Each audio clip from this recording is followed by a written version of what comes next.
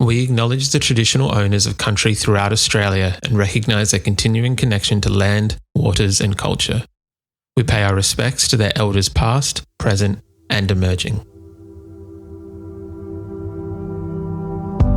Welcome to This Song Is Yours, a music podcast where we chat to a new guest each week, talk about their life and creative endeavours, and talk to them about some of the music they love.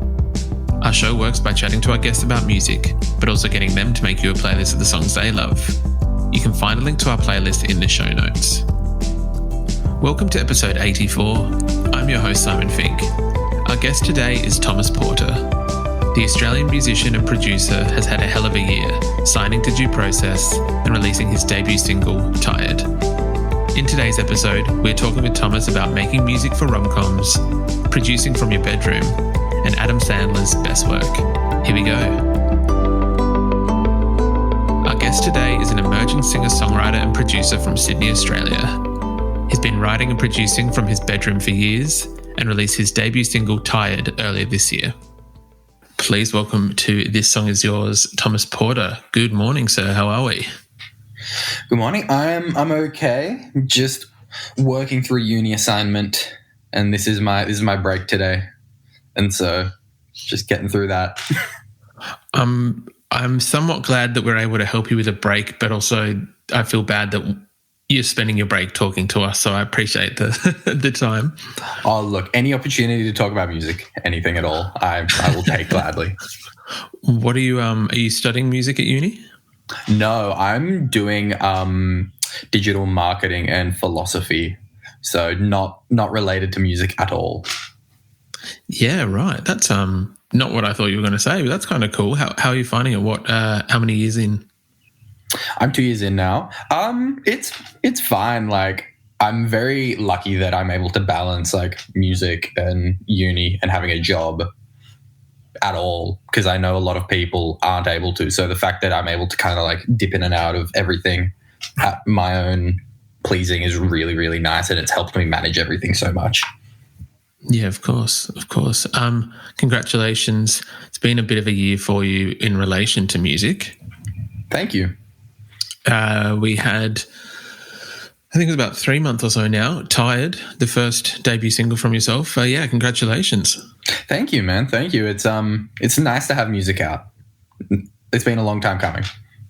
Of course. Well, from what I understand is that you've been at least musically inclined since a very young age, playing saxophone, I think, and yeah. So my parents, I don't know why, because neither of them are musical, but they got me and my two brothers to learn instruments when we were like 7 and playing like the school bands, and so it was good. I'm glad that it happened. Hated it at the time. Hated the early mornings, but I'm really, really glad we did, because I definitely have a lot of musical knowledge that is just baked into my head now that just comes from learning something at that young of an age.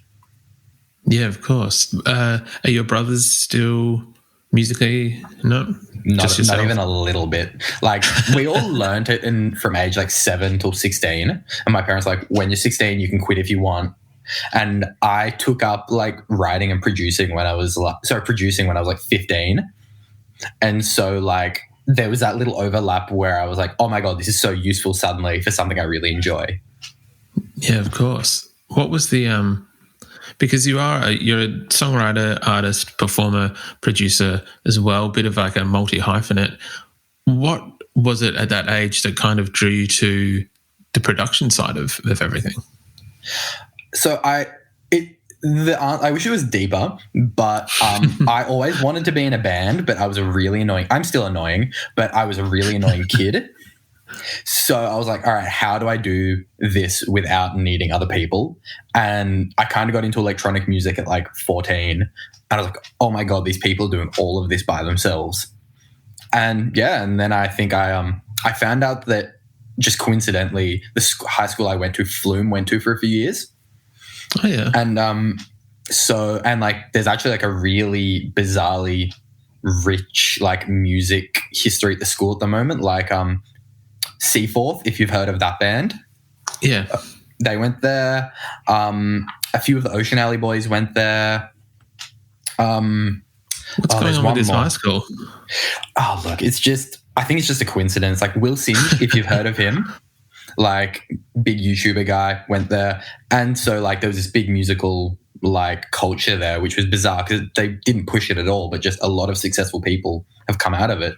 And I just kind of got shown Ableton one day and never looked back. That's sick. That's kind of crazy that all these different artists have come from that one kind of little hub. I imagine the music department there is somewhat proud of itself. But yeah, it's cool that you. Sorry. Oh no, it's just interesting because like at the time, like Will Singe hadn't had any success yet. Seaforth had just graduated. Like one of the dudes from Seaforth performed at my mum's 50th birthday, and now they're across touring the world, in the US. And so like I think it's only just kind of coming to fruition, the success that has kind of been brewing for a long time. Yeah, right. Do you have a personal preference, I guess, when it comes to? Obviously, I imagine there's pros and cons to both, but like, do you prefer producing or performing, or like, what is it that would, if you had to pick a favorite? I think pragmatically, I'd probably pick producing because you can produce a lot more than you can perform, and it's a lot less, I guess, emotionally exhausting. Like, if I wanted to, I could, like, I guess before COVID, you could be doing like 2 sessions a day and just be doing it as a day job. And like, that's just the lifestyle that I know plenty of producers live. Whereas like performing, I know personally, I get so nervous before anything. I shake. And once I'm up there, it's all good. But you can hear it in my voice. And so like, I will definitely, if given the option, choose to produce over performing. Yeah, right. Where was it? I think having a look on your TikTok, there was quite a few like clips of, I guess, the ease in which you find producing. There was somewhere it was like, we did this. Oh, who was it? There's an artist. I don't want to say it was. Fuck. Hannah Brewer? No, like YB or like Y. Oh yeah, YB. Oh, cool. What's YB? I thought I might have one of the letters wrong. And you're like, we just did this in a day, and like, you know, did this, lo-fi drums, whatever else. Did it always kind of come that easy where you were just able to, obviously once you'd learned Ableton, the music side of it, was it like, yeah, cool, this will work, and just comes together? The music side of it came really easily because like I started writing songs when I was 11 because like I think I was an annoying kid and my parents needed an outlet for my energy, and I had always like written lyrics and like really bad. I was 11. But like my parents saw that and got me Sibelius. So like I still know how to do like proper notation and like transcription, just from like that and like a classical music training. But the production side did not come easy. That has taken so long. Like I've been producing now for approaching like 9 years, and I think I'm only just getting to a point where I can make those kind of TikToks where it's like, oh yeah, we just like did this in a day, and like oh yeah, no, there's nothing. Like it's nothing, but like I think if you spoke to me like 2 or 3 years ago, like I would make like 5 good songs a year. Like it took a lot of digging and a lot of pushing, but I think anyone that it comes easy to is like super blessed. But a lot of like everyone who says it comes easy is definitely not acknowledging when it didn't. Like I always say to people when they first start producing, this won't come easy. Like even with all the tools and everything, there are going to just be creative roadblocks. And it took me 7 or 8 years to get to a point where I'm like, okay, I know how to make this sound like I want it to sound. And I still can't all the time. Like I don't think I'm very good at music. Oh, I don't think that's... We've only heard bits and pieces. We've heard some of your production work. We've heard one of your singles, but I think that there's a little bit more confidence in that. So far, yeah, the output from yourself has been fantastic, and I'm kind of curious because I feel like you are in this category of like a handful of artists that were signed and released music like during COVID, so it kind of is like you didn't have that experience of, you know, being signed and releasing it beforehand. What does that been like in I guess from your perspective? It's interesting because like I think COVID, and especially like in Australia, where until this recent lockdown, we had only had one in Sydney really extended lockdown. Like I live on the northern beaches and we had like a little like 4-week one over Christmas last year. But by and large, like we only had this one big lockdown. And you could definitely tell the people who relied on a lot of people versus people who are really self-contained. And I'm really lucky that I had intentionally not relied on other people to the detriment of my art for a very long time. But it then got me to a point where when lockdown hit, I was like, okay, well, I'm bored. I'm going to make an EP. And I just did that. And was it good? No, but then I just made another one. And I think I wrote some crazy amount of songs because there was just nothing to do. And so, like, I think I don't really know how else to feel about it. And, like, it's funny because I'm probably going to be in lockdown for my next song that comes out. And, like, it's just kind of like I'm just used to it now. And, like, I'm a bit sad that I didn't get the big, like, crazy, like, oh, my God, signing party, like, oh, my God, wined and dined and taken out to tons of dinners to get signed and release music. But at the same time, like, I just like making songs. Like, that's all that really matters to me in the long run. Yeah, of course. I think that with that kind of attitude as well, you did sign to the right label. You got signed to Due Process, who's just such a good advocate for like Australian music and like gosh, who have we had on? We've had like the Sly Withers boys who are signed to Due Process. We've had some of the other acts that are just incredible talent on that label. So you're in good company. That like they're the team there, like not even talking about the other acts because it's like the other acts are amazing, but the team there are they care about music and they really don't want to mess with what I'm doing, which is like, again, like the music industry is the music industry. And I've seen some of the people you've had on this podcast where it's like, they're probably not getting the same freedom to do whatever they want that I am. And it's like, I'm making music in my bedroom at home and I still don't quite understand how it's reaching these people and it's reaching these levels. But the fact that they're just letting it is something that, I mean, I have to be super thankful for because a lot of people never get that opportunity to just do whatever they want. That's true. That's very fair. It's, I'm kind of wondering whether you found that, as you said, Sydney's only had like this most recent lockdown, which I'd say is the biggest of the New South Wales lockdown. Being bedroom producer, you've always had the ability to kind of, go off and go into your own little world, for lack of a better term, and do it that way. When lockdown did hit, did you find yourself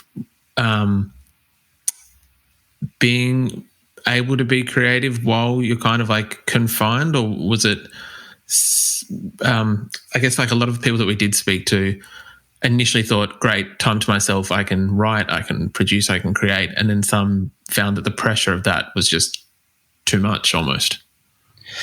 So I'm really lucky in that, like, I have always, like, since I've graduated high school, I've always prioritized making a lot of music. So I'm very used to that pressure of like, okay, I've got time now. I need to work on songs. And I learned very early on that if you force yourself to sit down every day, then you're going to come to hate it and that pressure is going to really mount. And so, like, I know during the first lockdown last year, I only wrote because I was bored. Like, I knew that I was going to write anyway, and I knew that forcing myself to do it the output would be bad. So I think I didn't write for like the first like month or two during lockdown because I was like, it'll come when it comes, and I'm not going to put pressure on myself.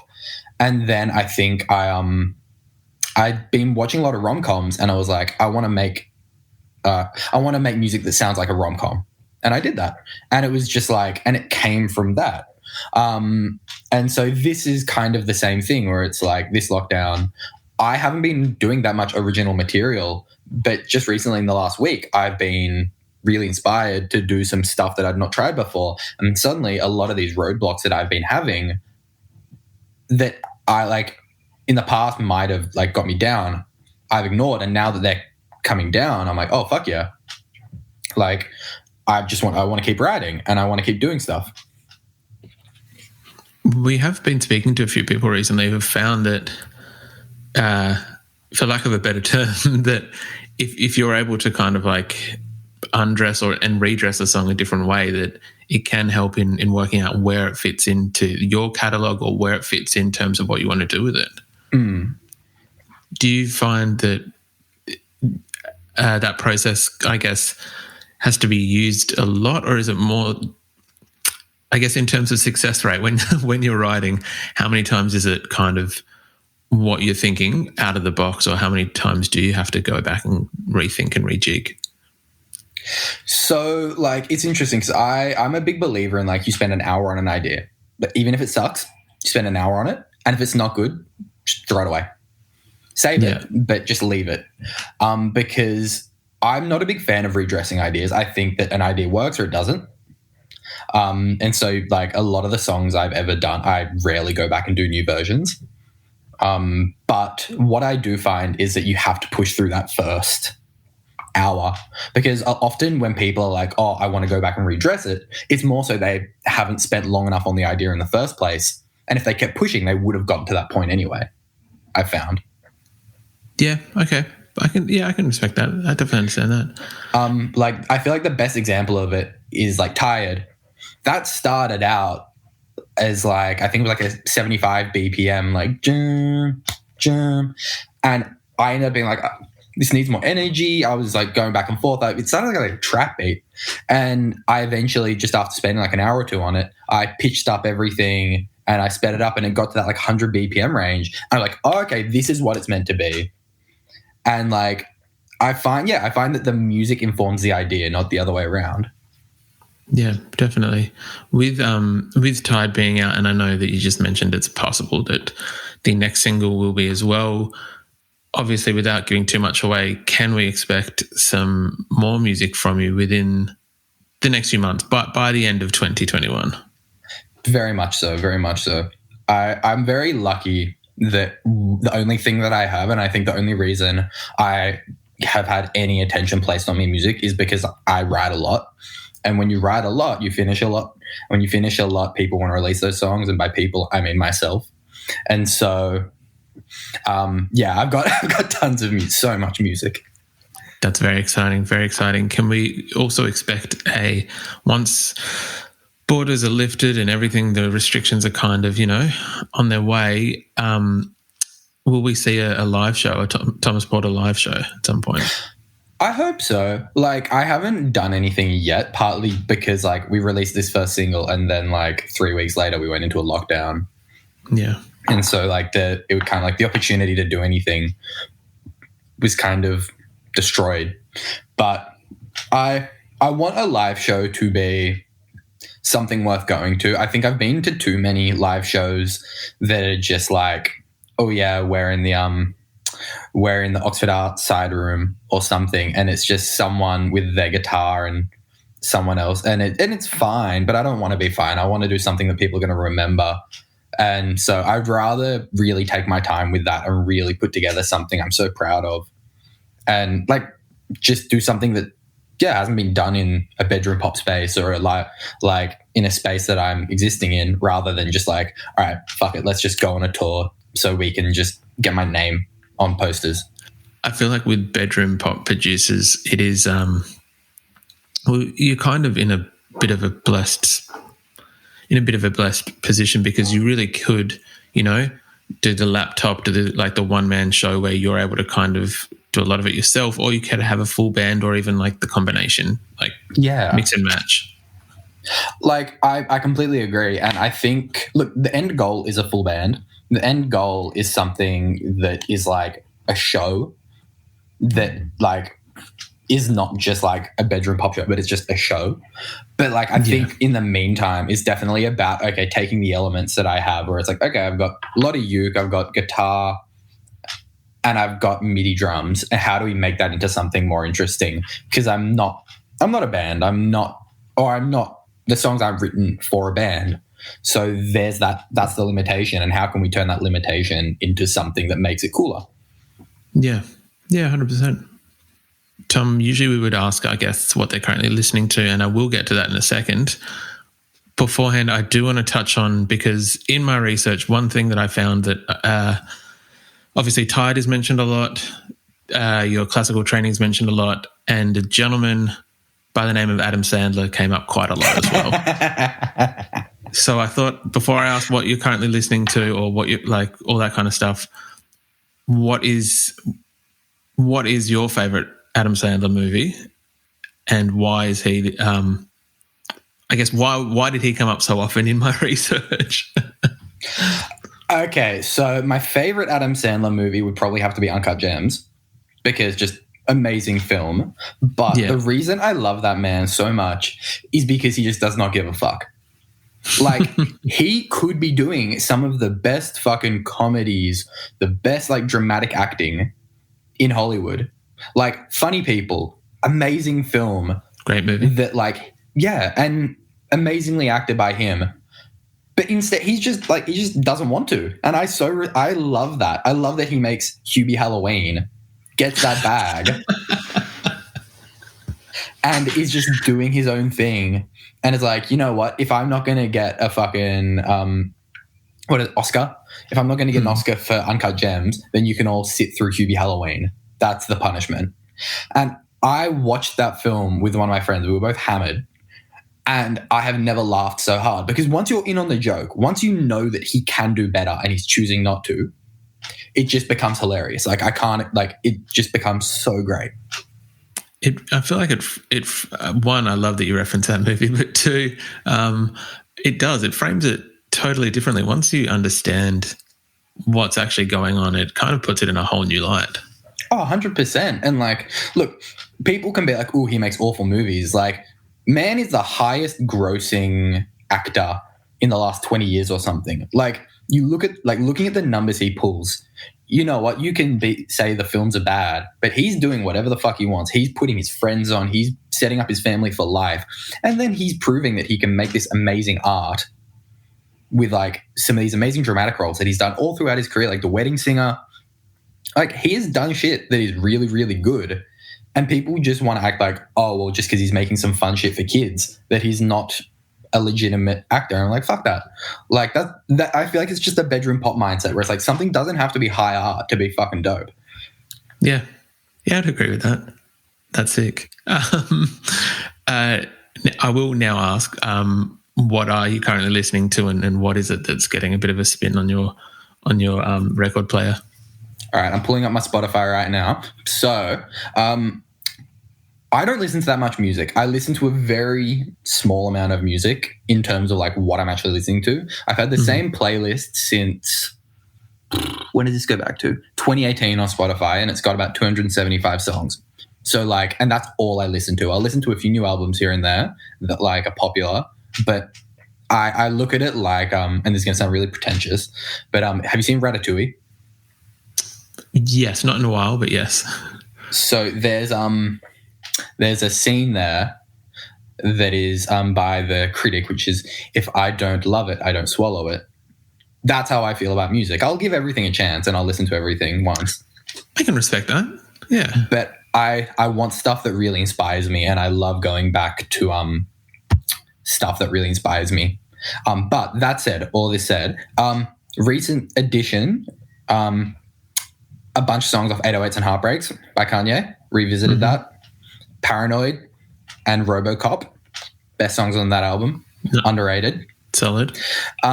What else? Aries, new song, Kids on Molly. I'm super excited for his album coming up. Like, it's going to be an awesome, awesome album. Hot Flavor by Hadia George. Absolute banger. Heard that one on Triple J, and I was just doing this one the entire time, just bobbing my head. A lot of Glaive. Yeah. And then, like, even now we're getting back to stuff that I added in, like, May. Like, I do not add much music to this playlist.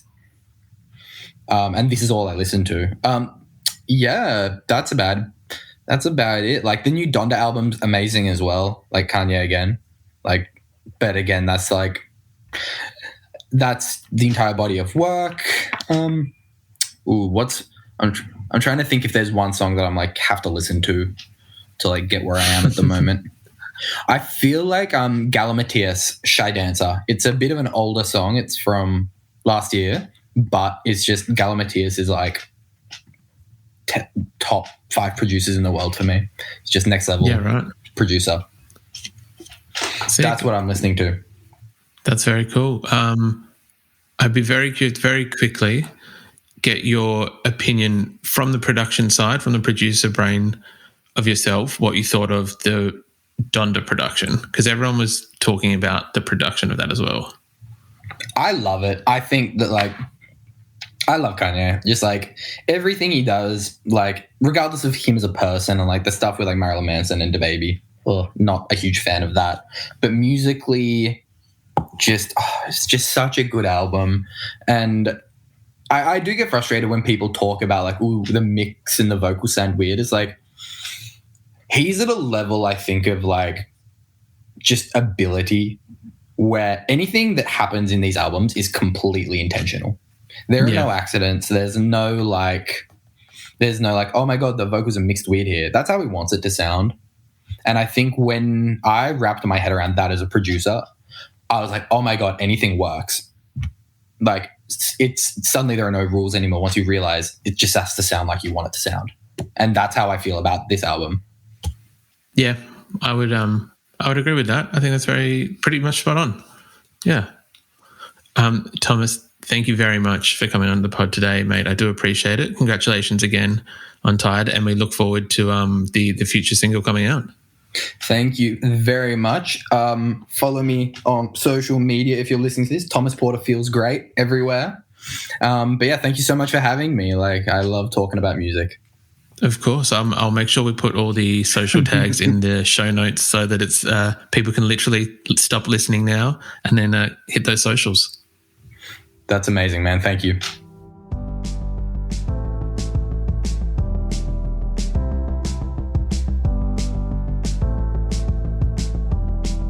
And that's our show. A massive thank you to Thomas Porter for his time. Tired is out now, and we've left links in the show notes if you'd like to stream Thomas's music.